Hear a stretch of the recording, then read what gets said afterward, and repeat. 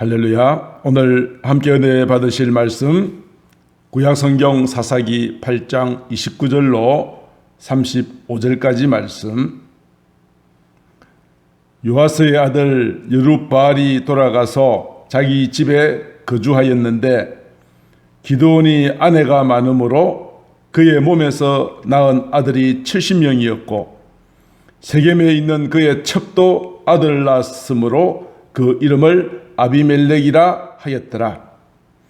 요아스의 아들 기드온이 나이가 많아 죽음에 아비멜렉 사람의 오르바에 있는 그의 아버지 요아스의 묘실에 장사되었더라.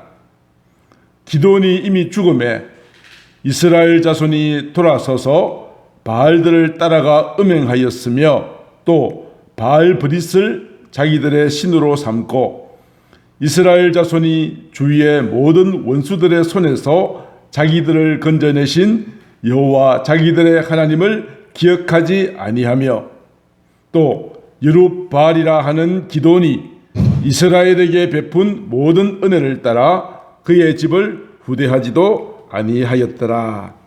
아멘. 오늘 말씀으로 이스라엘 민족을 미디안의 손에서 구원하여 낸 위대한 큰 용사 기드온, 그의 집안에 임하였던 비극과 가시나무, 그런 제목으로 함께 은혜를 나누고자 합니다. 지난주에도 말씀을 드렸습니다만 하나님께서는 각 시대마다 하나님께서 자기 마음에 합한 자를 불러서 그를 통하여 일하신다고 말씀드렸습니다. 홍수 심판 때는 노아를 부르셨고 이스라엘 민족의 애굽에서 부르짖을 때에 모세를 부르셨던 것처럼 오늘 이 시대에도 저와 여러분들 통하여서 하나님의 위대한 일을 이루어 가시게 됨을 믿습니다. 저희들이 살펴보고 있는 사사시대는 이런 악순환을 가지고 있었죠. 이스라엘 백성들이 악을 행하고 죄를 지으면 하나님께서 징벌하사 주변에 있는 나라들로 하여금 이스라엘을 치게 하셨고 그들이 고통 가운데 부르짖으면 하나님께서 구원자 사사를 보내어서 그를 통하여 이스라엘 민족을 구원하게 하시고 평안을 주시고 또 죄짓고 이런 악순환이 계속되었습니다. 기드온의 시대에도 매 한 가지입니다. 이스라엘 민족이 하나님 앞에서 악을 행하자 하나님께서는 미디안이라고 하는 나라를 통하여서 이스라엘 민족을 치게 하셨습니다. 미디안 사람은 해마다 파종한 때가 되면 올라와서 모든 먹을 것을 다 빼앗아가 버리고 이런 상황이 7년 동안이나 계속되어지자 이스라엘 민족은 고통 가운데서 하나님 앞에 부르짖죠. 하나님께서는 이제 미디안으로부터 이스라엘 민족을 구원하기 위하여서 한 사람을 부르십니다. 그의 이름은 기드온이었습니다. 주의 사자가 기드온에게 나타났을 때 기드온은 포도주 즙을 짜는 틀에 있었습니다. 왜 이곳에 있었는가? 이 기드온은 미디안 사람의 눈에 띄면 이 자기의 모든 먹을 것을 빼앗길 우려가 있었기 때문에 이 뒷마당에 있는 포도주 즙을 짜는 틀에서 밀을 타작하고 있었습니다. 이 기드온의 마음속에도 미디안에 대한 두려움이 있었다는 의미이죠. 그런데 기드온을 찾아가시어서 하나님의 사자가 이렇게 말합니다. 큰 용사여, 여호와께서 너와 함께 계시도다. 너는 가서 미디안으로부터 이스라엘 민족을 구원하라. 그런 사명을 주심으로 기드온은 하나님의 사사로 부름을 받게 됩니다. 그날 밤 하나님께서는 기드온에게 너희 집안에 있는 모든 바알의 제단을 다 헐어버리고 아세라 목상을 찍어버리고 하나님 앞에 제단을 쌓아서 번제를 드리라. 기도는 하나님의 말씀대로 밤중에 이 모든 일을 행합니다. 그때 미디안의 용사들이 아말렉 사람과 동방 사람들을 이끌고 수십만 명이 또다시 이스라엘을 공격하기 위하여 모여들었습니다. 기도는 사람들을 보내어 미디안과 맞서 싸울 사람을 모집합니다. 모집하였더니 그때 모집된 인구가 군사의 숫자가 32,000명이었습니다. 수십만 명에 비하여서 32,000명은 지극히 적은 숫자였지만 하나님께서는 많다 하십니다. 32,000명 가운데 미디안의 어마어마한 군대의 규모를 보고 마음에 두려워하는 자들이 있었습니다. 마음에 두려워 떠는 자는 돌아가라 하였더니 32,000명 가운데 22,000명이 떠나고 1만 명 남았습니다. 그렇습니다. 우리가 주님의 일을 할 때 두려워 떠는 자, 하나님이 나와 함께 계심을 확신하고 나아가지 못하고 두려움에 떠는 자는 하나님의 거룩한 일을 동참할 수가 없습니다. 하나님은 내 편이시니 내가 누구를 두려워하리요? 마음에 두려움이 없는 자 1만 명, 수십만 명에 비하면 훨씬 더 적은 숫자였지만 하나님께서는 아직도 많다 하시고 그들을 물가로 데려가라고 하시죠. 물가에 데려갔더니 그 사람들이 물을 마시는데 두 가지 모습이었습니다. 엎드려서 무릎을 꿇고 엎드려서 개처럼 핥아마시는 사람이 있는가 하면 어떤 사람은 손에다가 물을 떠서 주변을 신중하게 살피며 물을 마시는 사람이 있었습니다. 하나님께서는 기도원에게 손으로 물을 떠서 마시는 그 사람만을 따로 뽑으라 하니 그 사람들만의 숫자가 300명밖에 되지 않았습니다. 나머지 다 돌려보내라 하십니다. 우리가 생각하면 이해가 되지 않죠. 하나님 300명 가지고 어떻게 하라는 뜻입니까? 적의 숫자는 수십만 명입니다. 그동안 저들의 공격에 우리는 두려워 떨었습니다. 저 또한 그리하였습니다. 우리가 이 300명 가지고 도대체 무엇을 할 수 있겠습니까? 라고 마음의 생각이 들 수 있었지만 미디안은 하나님께서 기도는 자기를 부르셨던 하나님의 음성을 기억합니다. 내가 너와 함께 하리라. 이해할 수 없었지만 하나님 알겠습니다. 이 적은 숫자이지만 하나님께서 함께 하신다면 미디안을 우리 손에 넘겨주실 줄로 믿습니다. 라는 믿음을 가지게 되어졌습니다. 기도는 300명을 100명씩 나누고 그들의 손에다가 단 3가지 무기만 들려줍니다. 한 손엔 나팔을 들고 또 한 손에는 항아리를 들고 항아리 속에는 횃불을 들고 감추었습니다. 칼이나 창이나 이런 무기는 가지지 않았습니다. 기도원과 같이 300명 용사의 마음속에도 하나님이 우리와 함께 계신다는 믿음으로 단단하게 무장되어진 정예부대였던 것입니다. 한밤중에 300명의 기도원의 군사들은 미디안의 진영에 살금살금 접근합니다.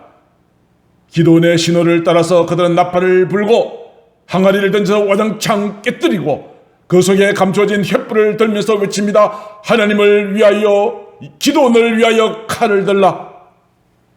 한밤중에 자다가 갑자기 요란한 나팔 소리, 항아리 깨지는 소리, 외치는 소리, 여러 개의 횃불이 자기들의 진영을 향하여 달려드는 모습을 보고 미디안의 연합군들은 깜짝 놀랐습니다. 두려움에 사로잡혔습니다. 어둠 속에서 누가 적군이고 누가 아군인지도 구분하지 못하고 앞에 누구든지 어떤 물체가 있으면 적인 줄 알고 찔러 죽였는데 결국은 결과가 무엇입니까? 자기들끼리 칼로 죽게 하였다. 하나님께서 그렇게 하셨던 것입니다. 기도원과 그의 300명 용사는 칼 쓰지 않았습니다. 활 하나 쏘지 않았습니다. 그러나 하나님께서 저들로 하여금 자기들끼리 자중질환이 일어나서 죽임으로 미디안의 군사는 기도원의 칼에 전멸당하였습니다. 그 이후로부터 기도원이 다스리는 40년 동안 주변의 어느 나라도 감히 이스라엘을 공격할 엄두를 내지 못하고 40년 동안 평화가 찾아왔던 것입니다. 자, 이런 일을 경험하자 이스라엘의 백성들이 기도원을 찾아왔습니다. 기도원이여, 당신이 우리를 구원해 주셨습니다. 당신은 정말로 위대한 용사입니다. 우리가 당신에게 부탁이 있습니다. 당신이 우리를 미디안의 손에서 구원하였으므로 당신이 우리의 왕이 되어 주십시오. 당신의 아들과 손자들도 왕이 되기를 바랍니다라고 그렇게 이야기합니다. 사사시대가 그랬던 것처럼 그들에게는 왕이 없으므로 자기 소견에 옳은 대로 행하였다 하였죠. 왕이 없다는 것은 왕이 필요하다는 말이 아니었습니다. 하나님이 그들을 통치하시지만 그 통치하심을 저들은 싫어했습니다. 인간 왕이 통치해주기를 바라는 그런 마음, 내가 내 인생의 주인이 되었을 때 왕이 없는 것과 똑같은 상황이었던 것이죠. 미디안의 군대를 몰아내었던 기돈을 향해서 왕이 되어달라고 말합니다. 다른 나라들과 같이 왕이 되어 우리를 통치해 주었으면 좋겠다라고 하는 생각은 하나님이 우리의 왕이 되신다는 것을 거절하는 것과 같은 내용이었거든요. 이에 대하여 기도는 말합니다. 아니요, 나는 당신들의 왕이 될 수 없습니다. 하나님께서 여러분들을 다스릴 것입니다. 하나님께서 다스릴 것입니다. 나는 소심한 자였습니다. 부족한 자였습니다. 나도 미디안 사람을 두려워했었습니다. 그러나 하나님께서 나를 세우셔서 이 놀라운 일을 이루셨습니다. 내가 잘나고 똑똑하고 용맹스러워서가 아닙니다. 하나님께서 나를 통하여 하신 것입니다. 앞으로 이 나라도 여러분들도 하나님이 다스리는 나라가 되기를 바랍니다. 라고 말하면서 왕이 되어달라는 저들의 요청을 거절하였습니다. 자, 이와 같이 아름답게 시작되어진 기도원 집안에 이제 오늘 본문 이하에 보면은 어둠의 그림자가 드리우기 시작합니다. 비극이 찾아왔습니다. 그 비극의 첫 번째 이유가 무엇입니까? 오늘 본문 30절 이하에 이렇게 나와 있습니다. 기도원에게 아내가 많았답니다. 그 아내들의 몸에서 낳은 아들이 70명이나 되었대요. 마치 자기 자신이 왕인 것처럼 많은 아내를 거느린다는 것은 그때 왕들이 누리는 특별한 모습이었는데 기도는 많은 아내를 두고 70명의 아들을 낳았다는 거죠. 이것도 부족해서 세겜이라고 하는 곳에는 첩까지 두었습니다. 그 첩도 아들을 낳았습니다. 그 아들의 이름이 아비멜렉이었습니다. 아비멜렉이 무슨 뜻입니까? 우리 아버지는 왕이시다라는 뜻입니다.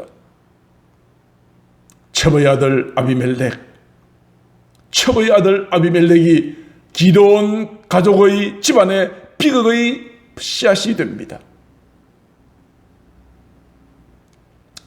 이제 아버지가 죽었습니다. 아버지 기도원이 죽자마자 첩의 아들이라고 평상시 형제들로부터 손가락질 받고 멸시받던 아비멜렉, 이제는 아버지가 죽었으니 내가 저 형제들을 다 죽여버리고 내가 왕이 되어야 하겠다라고 하는 생각을 가지게 되고 이를 위한 음모를 꾸밉니다. 지금까지 그를 지지해 준 사람은 없었습니다. 첩의 아들이었으니까요. 그의 여러 가지 조건이 어려웠습니다. 자기를 지지해 줄 세력이 필요했던 것이죠. 그래서 아비멜렉이 선택한 방법은 자기를 지지하는 사람을, 세력을 규합할 수 있는 방법은 자기의 지연과 혈련을 이용하는 방법이었습니다. 지연과 혈련.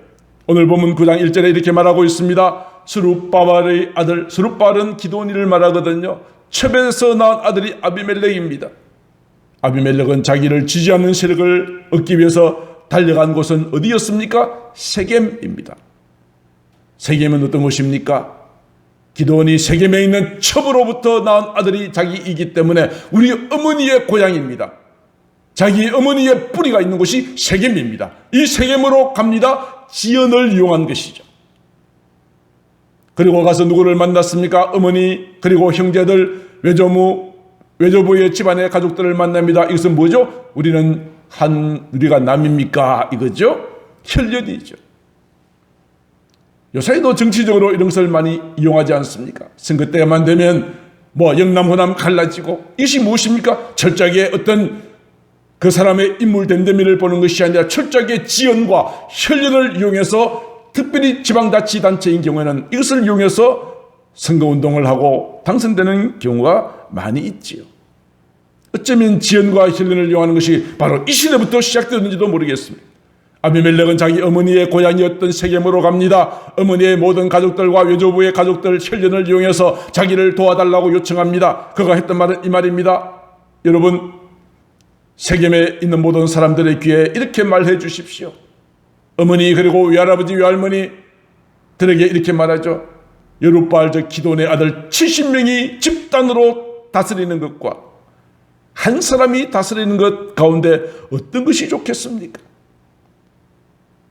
그런데 제가 한 사람이라고 하는 것은 자기를 말하는 것이죠. 나 아비멜렉이 한 사람이 다스리는 것과 70명이 다스리는 것 가운데 어떤 것이 좋겠습니까? 물으면서 그 뒤에 하는 말이 뭐죠? 나는 너희와 골육임을 기억하라.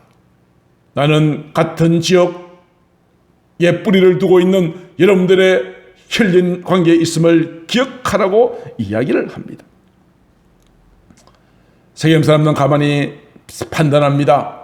그래, 우리 고향 사람, 우리 형제가 왕이 된다면 얼마나 좋은 일이겠는가 하면서 세겜 사람들은 알았어, 이제 네가 왕이 되는데 우리가 도와줄게 라고 이야기하면서 그들은 바알브릿, 즉 우상의 신전에서 은 70개를 꺼내어서 아비멜렉에게 주었습니다. 이 돈의 출처가 어디죠? 바알브릿, 우상을 숭배하는 그 신전에서 나온 돈입니다. 이 돈도 더러운 돈, 나쁜 돈이고, 이 은 70은 아비멜렉에게 정치자금으로 주었다는 이야기죠. 정치자금으로 제공을 합니다. 아비멜렉은 은 70 정치자금을 받아서 사람을 삽니다. 정말 지혜롭게 나라를 잘 통치해줄 참모를 사는 것이 아니라 방탕하고 경박한 사람들, 불량배 근달들을 샀다 이 말입니다. 그래서 그 사람들을 데리고 당장 달려간 곳이 아버지 기돈의 집이었습니다. 그곳에는 마침 자기의 형제들, 평소에 자기가 첩의 자식이라고 멸시하던 자기의 이복 형제들을 70명이 그곳에 모여 있었습니다. 아비멜렉은 자기가 채용한 불량배들을 이끌고 그곳으로 가서 당장 자기 이복 형제 70명을 피해 살육을 하였습니다. 칼로 다 죽여버렸습니다.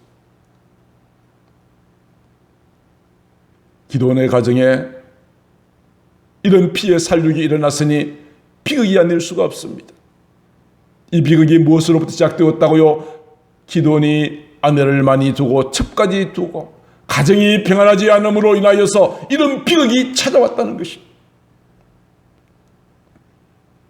아비멜렉은 생각합니다. 내가 70명을 다 죽였으니 이제는 어느 누구도 나를 대적할 자가 없을 것이라 생각하였는데 그때 살아남아있는 한 사람이 살아남았습니다. 막내 아들 요담이라는 아들이 살아남았는데 마침 자기 자신을 몸을 피하여서 죽지 않고 살아났습니다.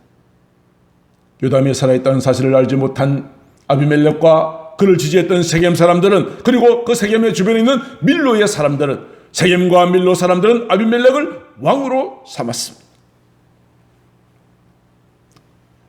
아비멜렉이 왕이 되었다는 그 이야기를 기돈의 막내 아들 요담이 들었습니다. 그리고 그는 높은 산 위에 올라가서 세겜 사람들에게 비유를 말하면서 비유를 통하여서 그들의 잘못을 책망하고 경고합니다. 아비멜렉이 한 이야기는 이런 내용입니다. 여러분, 제 말을 들어보십시오.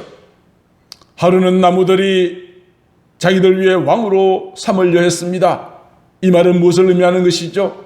기돈에게 했던 것처럼 인간 왕을 세우려고 했던 그러한 것들을 비유로 이야기하고 있는 것입니다. 마치 이야기하듯이 나무들이 자기들을 왕으로 삼으려 했습니다. 어느 나무가 우리의 왕이 되면 좋겠는가 찾던 중에 가장 먼저 간 곳은 감람나무였습니다. 올리브나무였습니다. 감람나무에 가서 우리의 왕이 되어달라고 하였더니 감람나무가 이렇게 말합니다. 내게 있는 나의 기름은 하나님과 사람을 영화롭게 하는데 내가 어찌 그것을 버리고 나무들 위해서 우쭐대겠는가? 나에게는 하나님과 사람을 영화롭게 하는 이것이 더 소중하므로 나는 왕이 될 수 없다라고 거절하였습니다. 그들은 또다시 무화과 나무를 찾아가서 우리의 왕이 되어달라고 부탁했습니다. 무화과 나무도 말합니다. 나의 단 것과 아름다운 열매를 어떻게 버리고 너희들 위해 우쭐대겠는가? 라고 말하면서 무화과 나무도 거절합니다. 또 세 번째로 찾아간 것은 포도나무였습니다. 포도나무에 우리의 왕이 되어달라고 하였더니 포도나무는 이렇게 말합니다. 하나님과 사람을 기쁘게 하는 내 포도주를 내가 어찌 버리고 가서 나무들 위해서 우쭐대겠는가? 감람나무, 무화과나무, 그리고 포도나무 똑같이 거절하면서 했던 이야기가 무엇입니까? 나는 하나님과 사람을 기쁘게 하는 일이 더 소중하다라고 이야기하면서 왕이 되는 것이 내게 중요한 것이 아니다라고 이야기했다는 것입니다.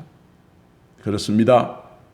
모든 사람들은 서로 더 높은 자리에 올라가기를 꿈꾸고 그것을 향하여 달려가지만 우리에게 가장 소중한 것은 무엇이라고 가르치고 있습니까? 하나님을 영화롭게 하고 사람들에게 기쁨을 주고 유익을 줄 수 있는 삶이 더 귀하다 하는 것을 말하고 있습니다. 이것은 우리 모든 그리스도인들이 가져야 할 우리의 삶의 자세이어야 합니다. 나는 하나님을 기쁘게 하리라. 하나님의 말씀에 순종함으로 하나님의 이름을 영화롭게 하고 나를 통하여 많은 사람들이 유익을 얻고 기쁨을 주는 자가 되어야 하겠다. 이것이 성도다운 성도의 아름다운 모습인 것입니다. 감람나무, 무화과나무, 포도나무가 모두 다 거절하자 이제 세 번째로 찾아간 곳은 가시나무였습니다. 가시나무여 우리의 왕이 되어주십시오 했더니 가시나무는 앞에 새 나무와는 전혀 다른 반응을 보입니다. 마치 기다렸다는 듯이 이렇게 말합니다. 만일 너희가 참으로 내게 기름을 부어 왕으로 삼겠다면 와서 내 그늘에 피하라. 만약에 그렇지 않으면 불이 가시나무에서 나와서 모든 나무를 살라버릴 것이다. 협박이죠. 내게 피하라 하는 것은 실제로 가시나무는 열매도 잎도 없지 않습니까? 그러나 이것은 거짓말이죠. 그늘도 없는 가시나무가 사람을 찌르기만 하는 가시나무가 어떻게 그늘을 줄 수 있겠습니까? 저들은 거짓말로 달콤하게 말할 뿐 아니라 만약에 내 말 듣지 않으면 불이 나와서 너희를 살라버리겠다라고 협박을 함께 합니다. 이 가시나무는 도대체 무엇을 의미하는 것일까요? 요담은 아비멜렉이 가시나무와 똑같다라고 이야기를 한 것입니다. 가시는 저주를 상징하죠. 에덴 동산에서 아담과 하와가 범죄하니까 가시와 엉겅퀴가 났습니다. 가시는 저에 대한 하나님의 저주입니다.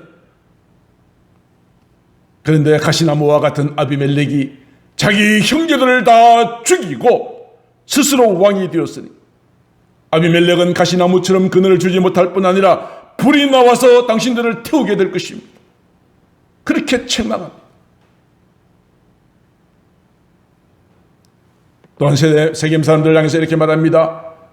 16절 너희가 아비멜렉을 세워 왕으로 삼은 것이 과연 진실하고 의로운 것입니까? 대답해 보시오. 이것이 여룻바알 즉 기돈이죠. 기돈의 집안을 선대하는 것입니까? 기돈은 미디안으로부터 당신들을 구원해준 위대한 용사였는데 그 집안을 선대하는 것입니까? 그 아들 다 쳐 죽인 아비멜렉을 왕으로 삼는 것이 과연 진실하고 의로운 것입니까? 이것이 그의 손, 즉 기도원이 손으로 행한 것에 대해서 보답하는 것과 똑같습니까? 요담은 그들의 잘못을 책망합니다. 18절 너희가 오늘 일어나 우리 아버지 집을 쳐서 그의 아들 70명을 한 바위에서 죽였다. 기돈의 70명 아들을 죽인 것은 아비멜렉이 고용한 사람이었지만 그들에게 정치자금을 준 사람들이 세겜이었기 때문에 당신들이 살인을 했다. 그렇게 말하고 그의 여종 아비멜렉이 단지 너희의 지연과 혈연과 연관이 있고 가까운 사람이라고 하여 그를 왕으로 삼은 것이 옳은 일이냐? 이렇게 책망하고 요담은 아비멜렉의 보복을 받지 않으려고 숨어버렸습니다. 사랑하는 성도 여러분, 우리가 하나님의 말씀과 진리를 따르지 않고 지연, 학연, 어떤 이해관계, 욕심을 따라 선택하면 그 결과는 결국 파국을 맞이한다는 것이죠. 우리는 죄에 대한 우리의 잘못에 대한 책망을 받을 때 듣기 싫어하거나 고집을 피우지 말고 깨달았으면 즉시 잘못된 자리에서 돌아서야 합니다. 어쩌면 세겜 사람들은 이 요담의 가시나무 비유를 통해서 깨달았겠지만 그들은 자기의 형제라는 그 이유만으로 아비멜렉이 왕이 된 것에 대하여서 조금도 한 걸음 뒤로 후퇴하지 않았습니다. 구원에 이르는 진정한 회개는 삶이 변화되는 것입니다. 이것이 없다면 입으로는 주여 주여 외친다고 되는 것이 아니라 내 아버지 뜻대로 행하는 삶의 열매가 있지 않으면 그 믿음은 죽은 믿음, 구원받지 못할 믿음이라는 것이 예수님의 가르침이기도 합니다. 자, 이제 아비멜렉이 왕이 되었습니다. 요담은 비유를 통하여 아비멜렉은 가시나무와 같을 것이라고 이야기하였습니다. 아비멜렉이 왕이 되고 3년이 지났습니다. 이제 우리의 살림살이가 좀 나아지나 기대했던 세겜 사람들은 아비멜렉이 정말 가시나무와 같이 우리에게 시원한 그늘도 어떤 열매도 주지 못하고 오히려 가시나무처럼 찌르고 고통을 주는 존재라는 사실을 뒤늦게 깨닫게 됩니다. 아비멜렉은 왕이라는 지위를 이용해서 강압적으로 통치했기 때문입니다. 하나님께서는 이 아비멜렉의 죄를 심판하시기로 작정하시고 9장 23절에 보니까 하나님께서 악한 영을 보내었어 세겜 사람들과 아비멜렉, 지금까지는 아비멜렉을 세울 때 세겜 사람들이 뒷바라지해주고 정치자금을 주었지만 그 사이에 금이 가게 만들었습니다.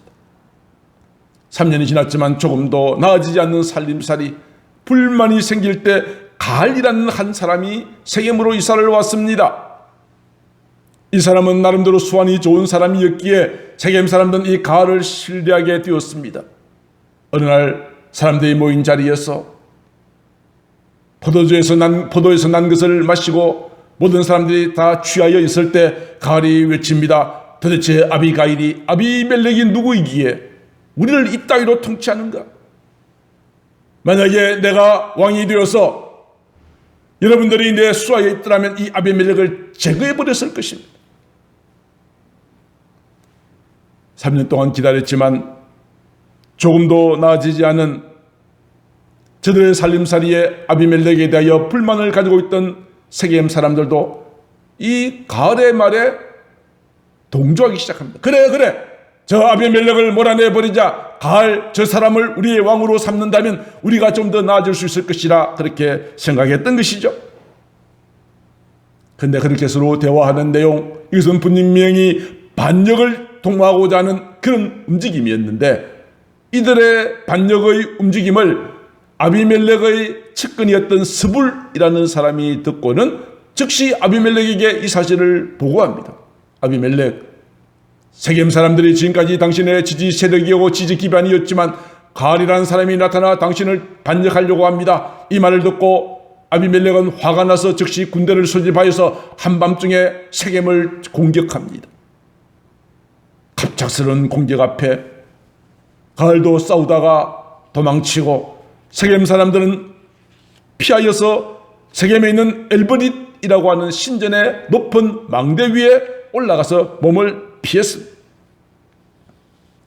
그랬더니 아비멜렉이 그 신전 망대 밑에다가 나뭇가지를 쌓아놓게 하고 불을 질러버렸습니다.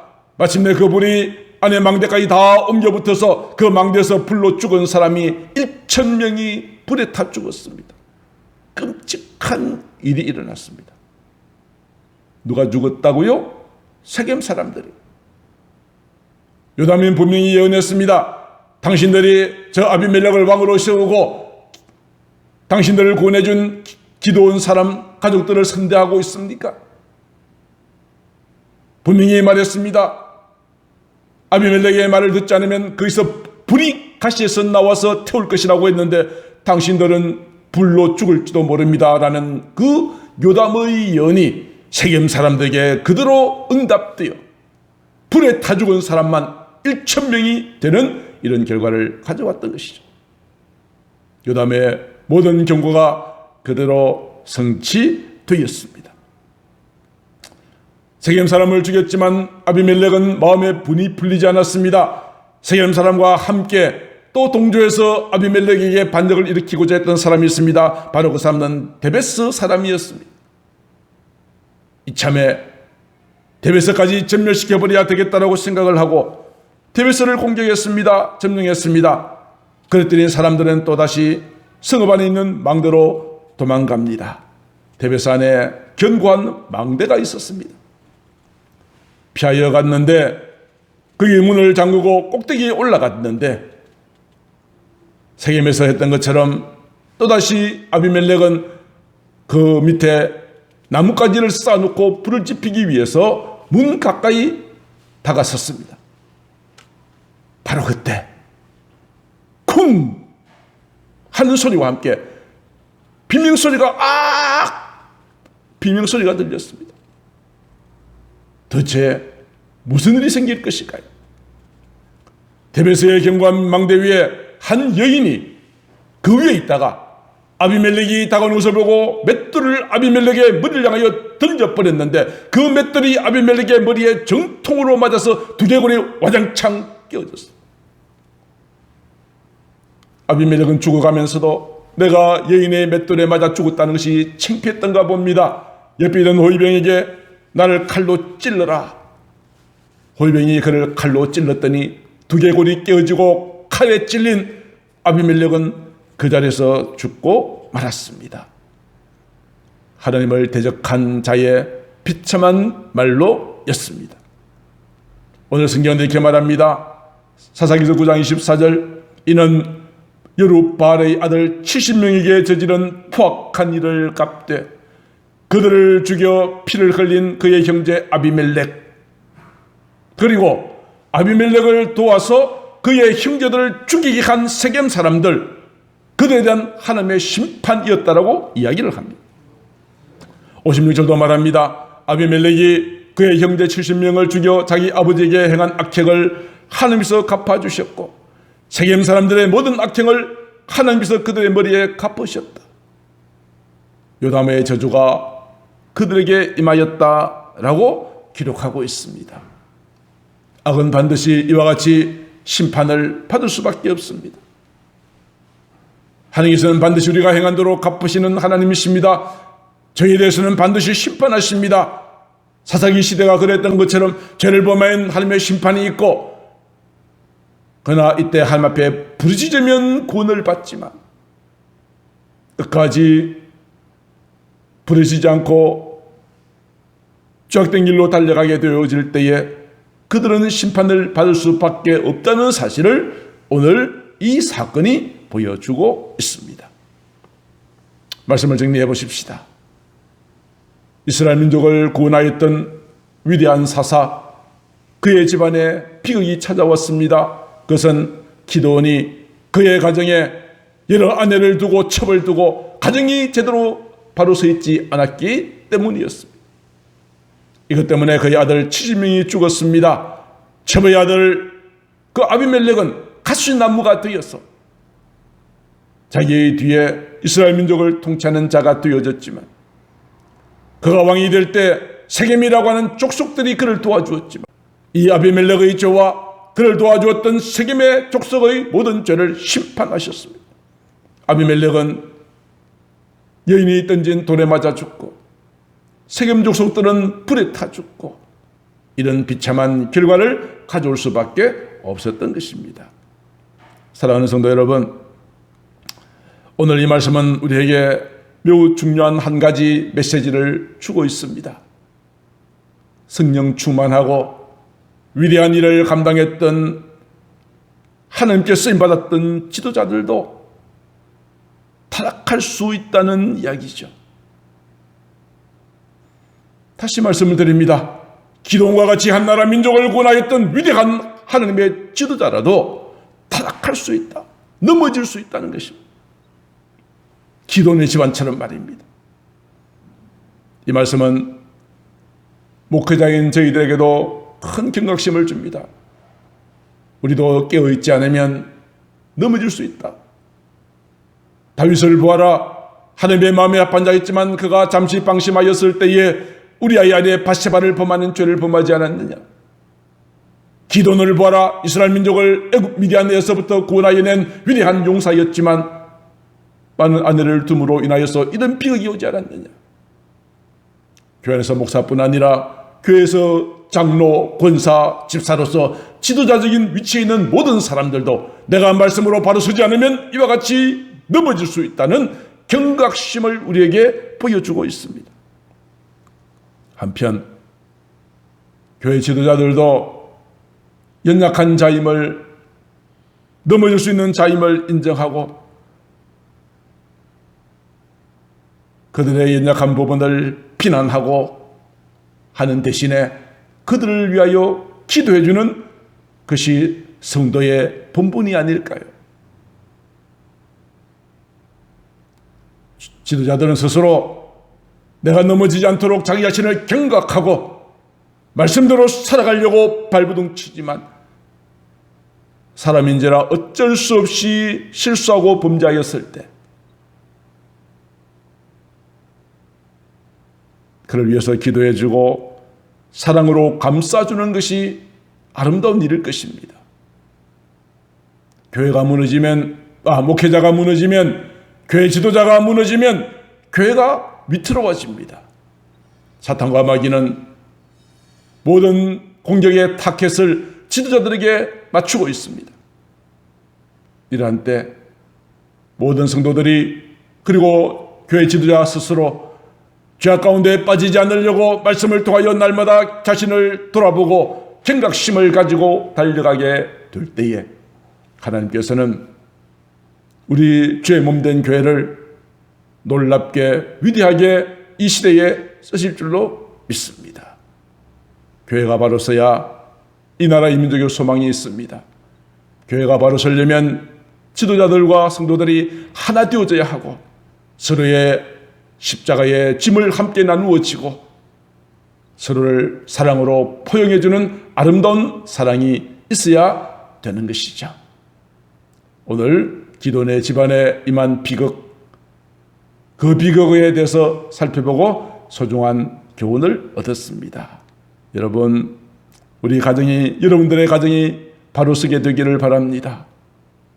여러분들의 자녀들을 통하여 하나님의 거룩한 축복의 물줄기가 더 큰 바다로 흘러갈 수 있도록 그들이 장애물이 되지 않도록 자녀들을 위해서 더 많이 기도하시고 주의 종들을 위해서 여러분들의 많은 기도가 필요합니다. 오늘 이 말씀을 가슴에 새기시고 서로가 서로를 위해서 함께 기도하는 아름다운 연합이 있게 되어지기를 우리 주 예수님의 이름으로 축복합니다. 기도하겠습니다. 사랑하는 하나님, 하늘 앞에 크게 쓰임받았던 기도원도 그의 가정이 아름답지 못함으로 말미암아 비극을 맞이하였고 그 비극의 주인공이었던 가시나무와 같은 아비멜렉과 그와 동조하였던 세겜 사람들은 하나님의 심판을 받았습니다. 하나님 아버지, 우리가 어떤 일을 결정하거나 길을 갈 때 어떤 이해관계나 지연 혈연을 따르는 것이 아니라 하나님의 뜻을 따라 모든 것을 선택하고 그 길을 걸어가는 저희들이 되어줄 수 있도록 인도하여 주시옵소서. 사랑이 많으신 우리 구주 예수님 이름으로 기도드리옵나이다. 아멘.